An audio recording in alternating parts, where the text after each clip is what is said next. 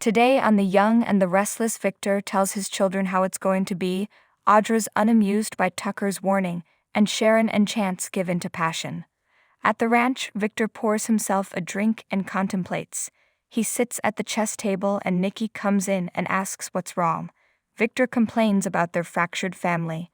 He's tried everything in his power to bring them together again, but nothing seems to work. Nikki wonders what has happened to make him feel this way. Victor says Victoria has become totally unpredictable and he doesn't like it. Nikki knows what he means. Victor complains that first she wouldn't let Adam run Newman Media, and now she's pushed Nick out of the company. Nikki's none too pleased about it either. Victor has asked Nick to join his brother to rebuild McCall into a viable company. Maybe he can prevent Adam from making mistakes. Nikki muses, maybe in a perfect world. Victor muses that his problem child, Adam, feels isolated now that he's lost the baby. He laments that he feels like an outsider. What he now knows is that he's given his children too much rain. Nikki's not sure she likes where this is going. In the jazz lounge, Adam watches Nick drinking wine at the bar. He sighs and walks over to sit by him. Hey. Nick immediately crabs, will you leave Sharon the hell alone? Stop trying to find new ways to drag her down. Adam shoots him a quizzical look. He says he's not dragging Sharon into anything. It was her idea for them to merge companies. Nick wants him to tell Sharon he's changed his mind. Adam hasn't even decided and asks how it's even his business. Shouldn't you be with Sally right now? Nick says Sally doesn't need him hovering. Adam sneers, but your ex is defenseless.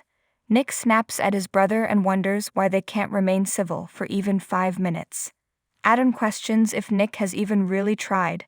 Faith is the closest they've ever come. He had to give up a bodily organ for Nick to be civil to him. Maybe it's all a pointless exercise trying to appease their father. Nick asks, do you really believe that? Adam shrugs that maybe they're better off not even trying. At Crimson Lights, Chance helps Sharon put up the chairs and tells her Phyllis finally turned herself in. Sharon gawps that for that, she'll keep the place open. She's determined to turn the machine back on and make him a coffee. She asks how Phyllis seemed and Chance says resigned and defeated. Sharon guesses Michael told her to act that way. Chance says it was the usual perp walk. Sharon asks how much trouble she's in on a scale of 1 to 10. Chance says 13.5, and notes that her lawyer implied they have some kind of stay-out-of-jail card. They toast with their coffee cups, and Sharon asks Chance if he wants to sit. They head to a table, where Chance notices paperwork with Cameron Kirsten's name on every page. Sharon tells him Cameron left Kirsten Incorporated to her. In bed in the corporate suite, Nate and Victoria engage in pillow talk after sex. He likes to think this is more than just sex. Victoria assures him it's much more to her and asks what he wants from the relationship. Nate wants to work alongside her every day and become a permanent denizen of the C-suite. They're an unstoppable force together. After work, they'll go back to their place. There will be no problem they can't overcome together, and the sex is always great. He says he's building a vision of the future for her to respond to, and it's sincere. My path forward is crystal clear, and I have no shame about any of it. The ambition, the desire for success. Victoria muses, you want it all. Nate asks her to give him one good reason why they shouldn't have it all. They kiss.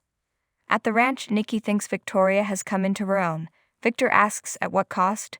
She tossed her own brother aside, he grumbles. He knows it was to allow Nate in through the back door. He doesn't trust that guy, not after what he's seen him do to his own family. He gave Adam a new company, and he used that power to come after Newman Media. Nikki asks where all of this is going. Victor declares he's been too easygoing and is going to put an end to it. At the jazz lounge, Nick finds it ironic that he and Adam finally agree on giving up on each other. Unfortunately, his father wants them to work together at McCall.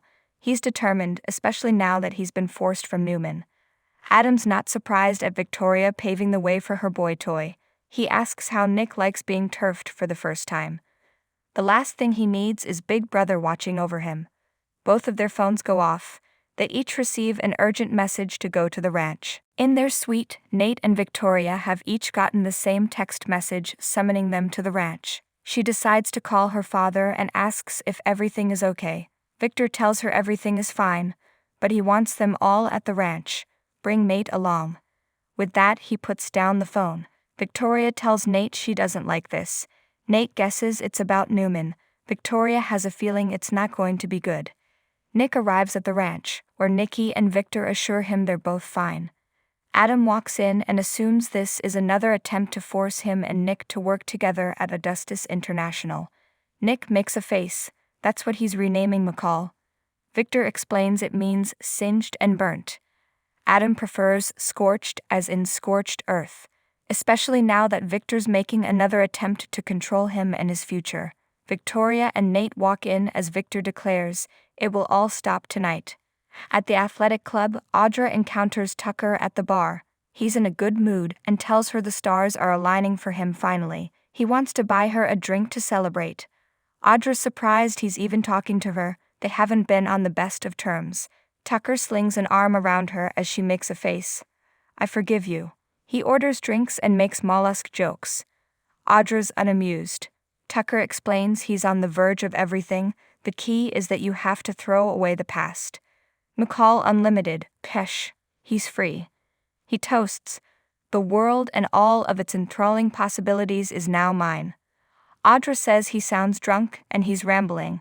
Tucker snickers that he's a bit giddy because he's so freaking happy. Audra wants the particulars. Tucker can't tell her because he's a bit afraid of jinxing it. She's happy for him because her future is looking very promising as well. Tucker asks, "Is it? Do tell." Audra gets a text from Kyle and Tucker sees it. He gawps, "Kyle Abbott? That's what you consider a promising future?" At Crimson Lights, Chance finds it mind-boggling that Cameron left Sharon his company. Sharon explains he didn't have any family to speak of. Maybe this is the one positive legacy that man will have.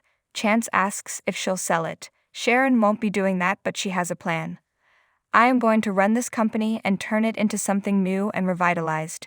Chance is impressed. Sharon first thought it was the equivalent of blood money, but the core business is sound. His leaving her this business has given her new purpose, and she can't wait to see where this takes her. Chance marvels, "Look at you right now." He finds it all amazing. Sharon admits she approached Adam to merge. Chance thinks it sounds reasonable. Sharon jokes, "Except for the Adam part, there's great potential for mutual success for their companies." Chance won't rain on all that joy. In fact, it's pretty infectious. "I love seeing you this way." Suddenly, they're kissing. Sharon and Chance make out passionately, and she starts unbuttoning his shirt. Stopping, Sharon tells him to wait a minute. She locks the door, turns out the lights, and returns to kissing and undressing him. Sharon tells him, "Let's go back to my office." They hustle through the door into the back. At the ranch, Victor goes over his grievances with his children. He gave them too much power. He gave Victoria a chance to run McCall and she turned it down. Then she pushed her brother out of the company to bring in Nate into her inner circle. He sees promise in Nate, but he doesn't trust him after what he did to his own family. After she refused to buy McCall, he bought it and gave it to Adam, who used it as a bulldozer to come after Newman Media. He's had enough. "I call the shots. I lay down the law. You do as I want you to do." Victor informs Nick that starting tomorrow, he will help Adam run Augustus and make it a strong, viable company. Nate will continue as COO under Victoria. Once Augustus has become strong, they'll make it a subsidiary of Newman Enterprises, as it should have been long ago. Adam protests, "We had an agreement." Victor tells him if he doesn't like it, he can walk out the door. He wants an answer now. Nick says, "Sure, fine." Victoria muses, "You haven't really left me much of a choice." Adam walks out.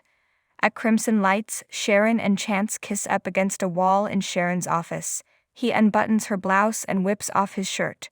Sharon kisses his chest, and he lifts her up and carries her to the sofa where he lays her down. Chance nuzzles her neck and kisses his way down her body and back up. At the GTAC bar, Audra asks if Tucker has an issue with Kyle. Tucker doesn't but warns her not to expect too much. Audra disagrees. She hired him as her right-hand man. Tucker asks if that was before or after she had a roll in the hay with him. Tucker bets her a trip with him to Vegas that Kyle will let her down. Audra's not interested in the bet. Tucker chortles, "Go get him, Tiger," as she walks out and texts Kyle back.